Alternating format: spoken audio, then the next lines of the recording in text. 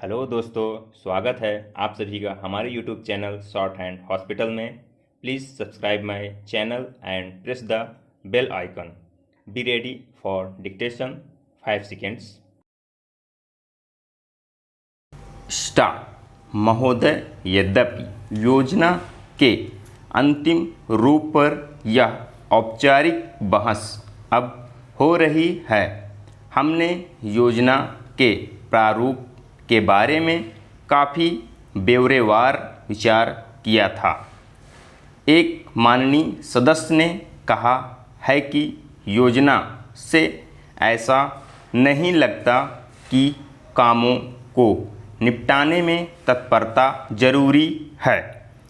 मैं समझती हूँ कि योजना के प्रारूप और उसके अंतिम रूप में यही अंतर है। अंतिम रूप में हमने तत्कालिकता पर जोर दिया है, जिसका प्रमाण यह है कि उसमें आज की प्रमुख समस्याओं की पहचान की गई है, जैसे बेरोजगारी या क्षेत्रीय असंतुलन अथवा अन्य ऐसी ही बातें। इनमें से कुछ समस्याओं के समाधान में कोई विलंब नहीं होना चाहिए और उन्हें तत्काल दृढ़ निश्चय के साथ हल किया जाना चाहिए। लेकिन कुछ परिस्थितियां ऐसी होती हैं जिनमें हमें काम करना होता है। कुछ मान्य तरीके हुआ करते हैं। इनमें से एक है लोकतंत्री प्रक्रिया। बहुत से लोग चाहते हैं कि हम कई काम एक साथ करें और इनमें से कुछ के बारे में हम सहमत भी हैं कि वे सही काम हैं, लेकिन हम लोकतंत्री प्रक्रिया के प्रति वचनबद्ध हैं। हम जनता की राय से काम करने के लिए प्रतिबद्ध हैं। हमें अधिकाधिक जनता और पार्टियों को अपने साथ लेकर आगे बढ़ना है। मैं समझती हूँ कि अगर इससे हमारी कुछ गति धीमी भी रहती है तो भी हमारी प्रक्रिया को बल मिलता है और हम जो भी काम हाथ में लेते हैं उसे बल मिलता है।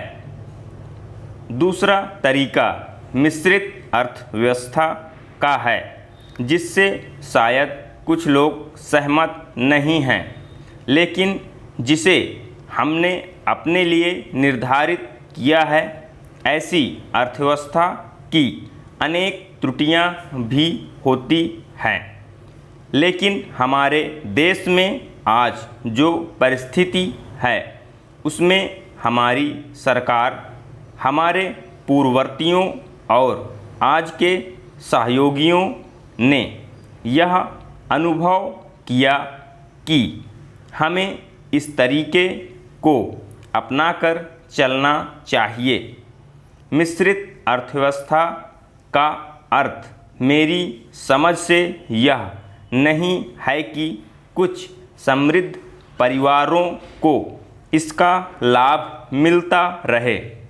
कृषि या लघु उद्योग जैसे अनेक क्षेत्र कमज़ोर वर्गों के लाभ के लिए निजी क्षेत्र में रखे गए हैं और हमारी मिश्रित अर्थव्यवस्था के अंतर्गत अपने लिए लोगों को अनेक कार्यक्रम अपने हाथ में लेने के अलावा उनमें अपने लिए काम करना चाहिए। मुझे मालूम है कि स्वाधीनता के तुरंत बाद जो स्थिति उत्पन्न हुई थी उसका कुछ परिवारों, ग्रुपों, व्यावसायिक घरानों ने निजी स्वार्थ के लिए लाभ उठाया।